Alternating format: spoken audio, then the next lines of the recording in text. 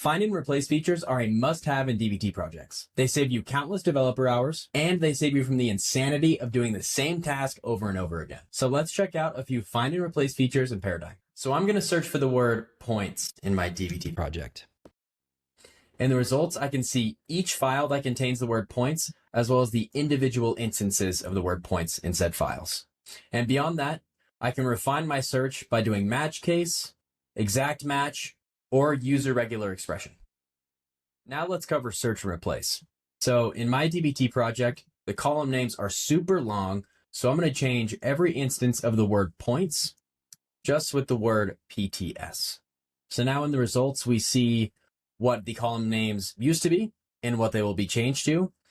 And before I click replace all, I'm actually going to exclude some instances from the search and replace, because if I don't, then my DBT project will break.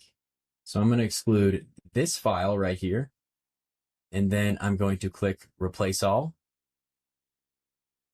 And there you have it. Now every instance of the word points is replaced with PTS. I can also use those same search and replace features within a specific file. So like I said, my DBT project has column names that are way too long. So in this file, I'm going to do Command F, and I'm going to search the term field goal. So that appears 13 times in this file, and I'm going to replace it with FG.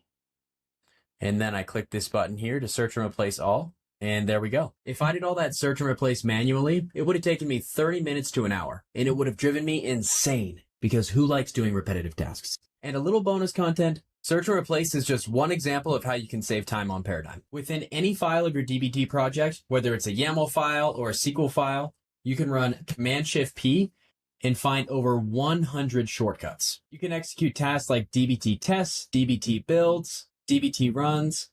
You can zoom in and out of your editor, split screens every which way you want, or you can even select a whole file and change everything to lowercase. So I truly hope that these features save you some time.